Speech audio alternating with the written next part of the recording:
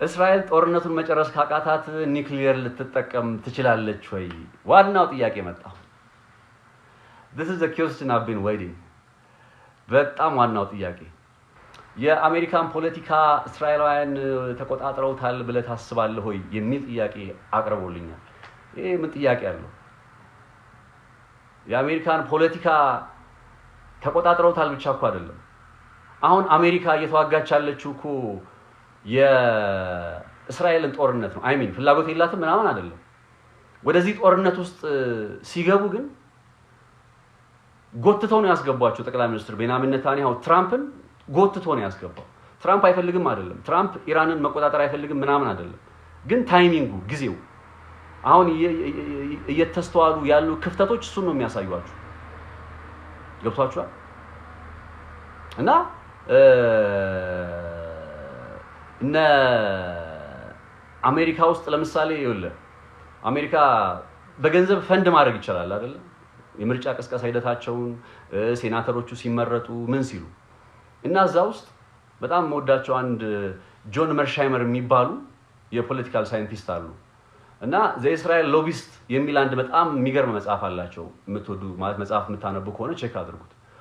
ሶስታቸው ሲናገሩ ጎትጓች የሚባሉ ሎቢ አድራጊ ድርጅቶች አሉ። ለምሳሌ ኤፓክ የሚባላል አሜሪካ ውስጥ።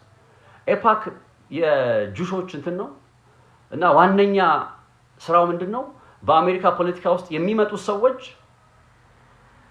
እስራኤል ጠል እንዳይሆኑ ለእስራኤል ያልተስማማ አይነት ሐሳብን እንዳያራምዱ ማድረግ ነው። ሴናተሮቹ የኮንግረስ አባላቱ ገና ከሚወዳደሩበት ጊዜ ጀምሮ በእንደዚህ አይነት ኤፓክን ጨምሮ በጣም በግዙፍ የሎቢ ድርጅቶች ፈንድ ይደረጋሉ። ዶናልድ ትራምፕ ለምሳሌ በዚህ ምርጫ ላይ አንዷ ፈንድ ስታደርገው ከነበረችው ሴት መካከል አንዷ ዌስት ባንክን ሙሉ በሙሉ እስራኤል መጠቅለል አለባት በሚል አቋም የምትታወቅ ሴት ነች። ስሟን ረስቼዋለሁ። እና ከነዚህ አይነት ሰዎች ፈንድ እየተደረገለት ከሎቢ ድርጅቶቹ ፈንድ እየተደረገለት ወደ ስልጣን የሚመጣ ማንኛውም ሰው በምን አጋጣሚ ነው ከእስራኤል ፍላጎት ውጭ የሚሆነው? የአሜሪካን ፖለቲካ እስራኤል ተቆጣጥራለች ብቻ ሳይሆን እየዘወረች ነው። ዛሬ አንድ የአሜሪካ ሴናተር የተናገረውን ነገር ባነሳለ የአሜሪካ ሴናተር ነውና ክሪስ መርፊ ይባላል። ስሙን ቼክ እንድታረጉ ምናምን ነው መጠቅስላችሁ። ስሞችን ሪፈር እንድታረጉ ሄዳችሁ እንድትመለከቱ እንድታጣሩ ማለት ነው። እና ክሪስ መርፊ ለቲአርቲ ወርልድ ለቱርኩ ሚዲያ ቃለ መጠይቅ ሰጥቶ ነበርና ምንድነው ያለው? ኔታንያሁ ቢቢ forced and convinced Trump to join this war። ጠቅላይ ሚኒስትር ቤንያሚን ኔታንያሁ አስገድዶታል፣ ኮንቪንስ አሳምኖታል። ይሄንን ጦርነት እንዲቀላቀል አስገድዶታል፣ አሳምኖታል። ኢቭን ማርክ ሩቢዮ ምን እንዳለ ታውቃላችሁ? የአሜሪካ የውጭ ጉዳይ ዋና ጸሐፊ በቃ ይሄንን ጦርነት ባንቀላቀል ኖሮ እስራኤል ለመቀላቀል ለጦርነቱን ለመጀመር ወስና ነበረ። በቀጠናው የሚገኙ የአሜሪካ የጦር ሰፈሮች ተጋላጭ እንደሚሆኑ አሰብን። ያንን ለመከላከል ስንል ወደ ቀጠናው ወደ ጦርነቱ ገባን ሲል ተናግሯል ማርክ ሩቢዮ። እና ይሄ የሚያሳየው ምንድነው? ምን ያክል እስራኤል በአሜሪካ ፖለቲካ ውስጥ ቁልፍ እንደሆነች፣ ቁልፍ ዘዋሪ እንደሆነች ነው የሚያሳየው። አይ ቲንክ ጥያቄን የመለስኩልህ ይመስለኛል።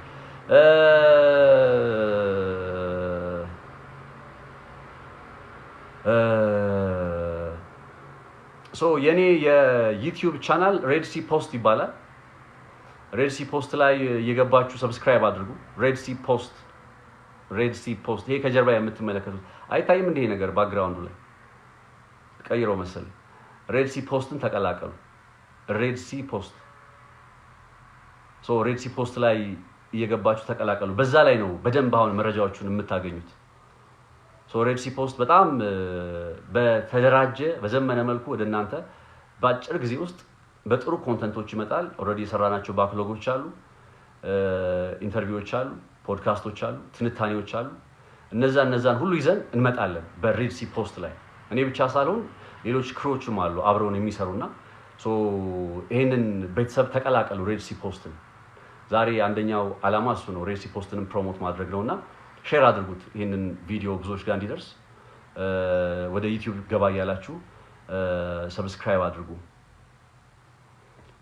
በጣም አመሰግናለሁኝ በጣም አመሰግናለሁኝ ዩቲዩቡ እንዳልኳችሁ ሬድ ሲ ፖስት ነው ከዛ ውጪ ሌሎች ዩቲዩቦች ላይ ሰራለሁኝ ኦብቪየስሊ ሰርተን መብላት አለብን አንዴ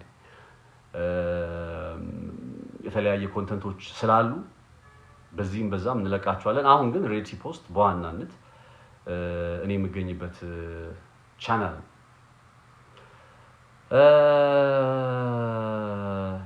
ትራምፕ ኢራን ውስጥ ኢላማ የሚደረግበት ቦታ የለም ሁሉም ቦታ ወድሟል ወይ ይሄንን ጥያቄ በጥያቄ መመለስ ነው ትራምፕ ያው ብዙ ነገር ይናገራል እንደምታውቁት እና እንደዛ ከሆነ ከየትኛው ቦታ ላይ ነው ሚሳኤሉ የሚተኮሰው ሁሉም ቦታ ከወደመ እና አያቶላህ ሙስታብ አዲሱ ማን ነበር ስም ላይ ችግር አለብኝ አያቶላህ እስኪ ስሙን ንገሩኝ ማን ነበር ያዲሱ የኢራን አያቶላህ እነሱ የት ነው የሚያስተዳድሩት እነ መስዑድ ፔዜሽኪያን የት ነው የሚያስተዳድሩት ሁሉም የኢራን ቦታ ተመቶ ካለቀ ከየት ነው የሚተኮሰው ይሁሉ ሚሳኤል ከየት ነው ሙስታባ ቴንክ ዩ በጣም እና ሙስታባ የት ነው የሚመሩት ኢራን ውስጥ ያለ ሁሉም ቦታ ትራምፕ እንዳሉት ኢላማ ሁሉ ከወደመ የት ነው የሚያስተዳድሩት እነዚህ ሰዎች የት ነው ሚሳኤሉን የሚተኩሱት ሶ የኢንፎርሜሽን የበላይነቱን ለመቆጣጠር የሚደረግ የፕሮፓጋንዳ አካል ነው ሙስታባ ካሜኒ እነሱ እንግዲህ እናያለን እስኪ የሚያከናውኑትን ነገር ታፕታብ ያደረጋችሁ እስኪ ወገን ምንድነው እንዴ ዝም ብሎ ጸጥ ብሎ መመልከት አለን ሐሳቦቻችሁን ጥያቄዎቻችሁን እንደምትሉት ዘዋን በጣም አመሰግናለሁ በተደጋጋሚ እሱ ነው ታፕታብ አድርጉ ይያለ ያለው ሶ አድርጉ ሼር አድርጉ ብዙዎች ጋር ይድረስ እንደዚህ አይነት ነገሮች ቢመጡላችሁ አሪፍ አይደል ለእናንተም እኔም ተዘጋጅ ሆነስሊ አሁን ዛሬ እመጣለሁ እየሳሰባችሁ ቀን ላይ በደንብ እየተዘጋጀው ነበር ዝም ብሎ የሆነ በቃ እንደ ተራ ምናምን ትንብዬ ሳልዘጋጅ አይደለም የመጣሁት ማስተዋሻዬን ይዤ ተዘጋጅቼ አሁንም ለምጠይቁ ጥያቄ ስክሪፕቶዬን ይዤ ማስተዋሻዬን ይዤ ነው የመጣሁት አክብሬ ማለት ነው ሶ በቀጣይም ስመጣ እንደዚህ ጥራቱን የጠበቀ ዝም ብሎ የመንደር የሰፈር ወሬ የድሮ ትንተና ይዤላችሁ አልመጣም የቢቢሲን ምናምን ገልብጫ አልመጣም ሌላኛው በጣም የገረመኝ ነገር አልጀዚራን የገለበጥክ ነው የምታመጣው የሚል ሐሳብ አለ እንዴ ዋናው እኮ እውነቱ ነው አልጀዚራ የሚናገረው ነገር ሐሰት ነው ወይስ አይደለም የሚናገረው ነገር እውነት ነው ወይስ አይደለም ዋናው ነገር የሚወራው መረጃ እንጂ እኔ ከአልጀዚራም ይሁን ከሲኤንኤንም ይሁን ከዋሽንግተን ፖስትም ይሁን ከሚድል ኢስት ሞኒተሪንግም ይሁን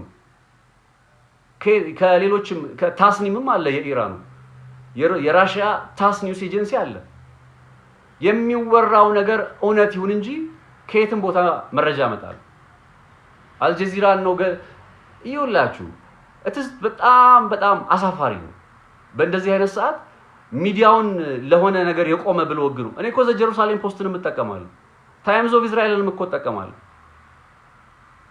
እንደ መረጃ ምንጭ አልጀዚራን እንትን ብለ ነው የምታመጣው የሚል አንዳንድ ሐሳቦች እያየሁኝ እና አንዳንድ ሐሳቦች ብቻም ሳይሆን ሰውም ኢቭን ቪዲዮም ሰርተዋል አዲስ ሐሳብ አመጣን ብለው አንዳንድ ቦታዎች ላይ የሚቀርበው አልጀዚራ ሐሳብ ነው ምናምን አዩ ሲሪየስ እውነቱ የቱ ነው የሚቀርበው ነገር ምን ያክል እውነት ነው that's what it matter ከዛ በኋላ እኮ የፍሬሚንጉን ጉዳይ አንደርስታንድ እናደርጋለን እንዳልኳችሁ ጋዜጠኝነት ተምሬያለሁ የፍሬሚንግ ስቶሪ እንዴት ፍሬም እንደሚደረግ በደንብ አውቃለሁ ለምን ዓላማ እንዴት እንደዛ እንደሚደረግ አውቃለሁ ግን ፋክት ነው እውነት ነው ምንም ልታረጋው አትችልም ሶ አልጀዚራን ምናምን ብሎ እንትን ማለት አይመጣውም ይሄኛው ጉዳይ በጣም ሲገርመኝ ነበር ትዝ ያለኝ ነው ሬድ ሲ ፖስትን ላይክ ያረጋችሁ በጣም አሪፍ አንድ ልጅ ያያዩት ነበር እነ ኤፓክ ምናምን ብሎ ሎቢስቶቹን ዘርዝሯቸው ነበር እነ ኦኬ እዚህ ሬድ ሲ ፖስት የሚባለው ነገር ሰርች ሳረጋው አይመጣምና ሊንክ አስቀምጥልን ብሏል ባዮ ላይ አስቀምጫለሁ ባዮ ላይ ሊንኩን አስቀምጫለሁ ሶ ባዮ ላይ ማግኘት ትችላላችሁ ባዮ ላይ በደንብ አስቀምጫለሁ ሶ ከዛም በቀጥታ ትሄዳላችሁ እስራኤል ጦርነቱን መጨረስ ካቃታት ኒውክሊየር ልትጠቀም ትችላለች ወይ? ዋናው ጥያቄ መጣ። This is the question I've been waiting. በጣም ዋናው ጥያቄ መጀመሪያ እስራኤል ኒውክሊየር አለኝ ብላ አታምን። በጣም የሚገርማችሁ ኒውክሊየር አለኝ ብላ አታምን። በዓለማችን ላይ የኒውክሊየር ጦር መሳሪያ አላቸው ተብሎ የተመዘገቡ ሀገራት 5 ናቸው ባይዘው። እዛ የጸጥታው ምክር ቤት ላይ የምናውቃቸው እነ ቻይና፣ እነ ሩሲያ፣ እነ አሜሪካ፣ ዩናይትድ ኪንግደም እና ፈረንሳይ። ከዛ ውጭ ያሉት እስራኤል፣ እነ ህንድ፣ እነ ፓኪስታን፣ እነ ሰሜን ኮሪያ ደግሞ ባይ ዲፎልት እንዳላቸው ይታወቃል። እስራኤል እስካሁን ድረስ ለዓለም አቀፉ ኢንተርናሽናል አቶሚክ ኤጀንሲ የሚባል አለ IAEA የሚባል ኢንተርናሽናል አቶሚክ ኢነርጂ ኤጀንሲ ለኢንተርናሽናል አቶሚክ ኢነርጂ ኤጀንሲ ምንም ፈቃድ አልሰጠችም። ማንም ገብቶ አይመረምርም የእስራኤልን የኒውክሊየር ጦር መሳሪያ ሊትራሊ ማንም ገብቶ አይመረምርም ማንም። እና አሁን ላይ ኢራኖች በጣም ከባድ የሆነ ካውንተር ኦፌንሲቭ ነው እያደረጉ ያሉት። እንዳልኳችሁ ቅድም አልጠበቁትም። አሜሪካንስ ዘእስራኤል አልጠበቁትም። እና ከጊዜ ወደ ጊዜ ደግሞ የጸረ አየር ላይ ጥቃት መከላከያ ቴክኖሎጂዎቻቸው እየተመናመኑ ሶ በዚህ ሰዓት ላይ ያለው ስጋት ዓለም ላይ ያለው ስጋት ምንድነው? እስራኤል የኒውክሊየር ጦር መሳሪያ እንዳትጠቀም ነው። ይሄ ስጋት የሚመጣው ለምንድን ነው? ደስፕሬት የሆነች ኔሽን ነች እስራኤል። በአካባቢው ላይ ራሷን ለማስከበር በአካባቢው ላይ አሸናፊ ሆና ለመውጣት ደስፕሬት ነች በቀጠናዊ ፍላጎቶች። አሁን ቅድም ያልኳችሁ የኢራንን ነዳጅ፣ የኢራንን ማዕከላዊ ባንክ የመሳሰሉት ነገሮችን መቆጣጠር ከሚለው ነገር በዘለል ሃይማኖታዊ ትርጓሜም ይሰጡታል። ይሄን ጦርነት በጣም በርካታ ዋይት ኢቫንጀሊስት የሚባሉ አሜሪካን ሀገር ውስጥ ያሉ ፓስተሮች ሌላም በዚህ ሐሳባቸው ይታወቃሉ። ባትል ፎር አርማጌዶን እያሉ ነው የሚገኙት። እነ ጠቅላይ ሚኒስትር ቤንያሚን ኔታንያሁ ዘ ግሬተር ኢዝራኤል የሚባለው ታላቋ እስራኤል የሚባለው ከናይል ተነስቶ ከአባይ ሸለቆች ተነስቶ እስከ ኤፍራጥስና ጤግሮስ ወንዞች ድረስ ሜሶፖታሚያ ስልጣኔ የነበረበት ኢራቅ ኢራን አካባቢ ድረስ ያለው ቀጠና ታላቋ እስራኤል በሚለው እሳቤ ውስጥ ስላለ ያንን ማሳካት አይፈልጉም አይደለም። ጠቅላይ ሚኒስትር ቤንያሚን ኔታንያሁ በግልጽ ተናግሯል። በሂደት ይሄ በትውልድ ቅብብሎሽ የሚሳካ ነው። አሁን ላይ የኛ ማድረግ የምንችለውን ነገር እያደረግን ነው ሲል ተናግሯል። ሶ የእውነት በዚህ ሰዓት ላይ ዓለም ላይ ትልቅ የሚያሰጋው ነገር ምንድነው? እስራኤል እነዚህን ጉዳዮች ለማሳካት ያው የሃይማኖቱን ጉዳይ በነገራችን ላይ ግባቸውን ለማሳካት ያመጡት ከቨር ነው። እኔም እንደሚገባኝ ታውቃላችሁ። ለምሳሌ በእነ አፄ ኃይለ ሥላሴ ዘመን ስዩመ እግዚአብሔር ይባላል። ስዩመ እግዚአብሔር ሞአንበሳ ዘእምነ የገደ ይሁዳ ምናምን ይባላል አይደል? ያ የሚባለው ለምንድን ነው? የጃንሆይን ስልጣን ከዛ በፊት የነበሩትንም ስልጣን ማንም ሰው ኪዮስችን እንዳያደርግ ማንም ሰው ጥያቄ እንዳይጠይቅ ሶ አሁን እስራኤል የምታከናውነውን ነገር ክሪቲካሊ ሰው ቆም ብሎ ካሰበ ስህተት እንደሆነ ያውቁታል። ጋዛ ውስጥ ስታከናውን የነበረውን ነገር እኮ እዛው እስራኤል ውስጥ ያሉ ወገኖች ሲቃወሙት ነበር፣ ራሳቸው አይሁዶች። አሁን አሜሪካ ውስጥ በተለያየ አጋጣሚ ተቃውሞዎች አሉ ኢራን ላይ የተከናወነ ያለውን ጦርነት። እነዚህ ተቃውሞዎችን እንዴት ነው ማቆም የሚቻለው ሲባል የሃይማኖት ታፔላ ለጥፈውበታል። a battle for armageddon እያሉ ነው። የምር የሚያስጨንቅ ነገር ምንድነው ካላችሁ ይሄን አይነት እሳቤ አስቡት። ዶናልድ ትራምፕ ነው የአሜሪካ ፕሬዝዳንት this time። ዶናልድ ትራምፕ የሆኑ ትንቢቶችን እያስፈጸመ እንደሆነ ይታመናል።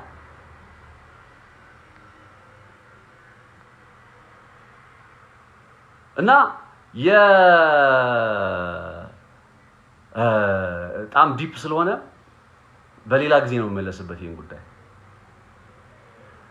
እነዚህ አይነት ፍላጎቶች ስላሉ ያንን ነገር ለማሳካት ወደ መጨረሻው ሌቭል ላይ ከሄዱ ላያደርጉ የሚችሉበት ምንም አይነት ሁኔታ አለ ብዬ አላስብም።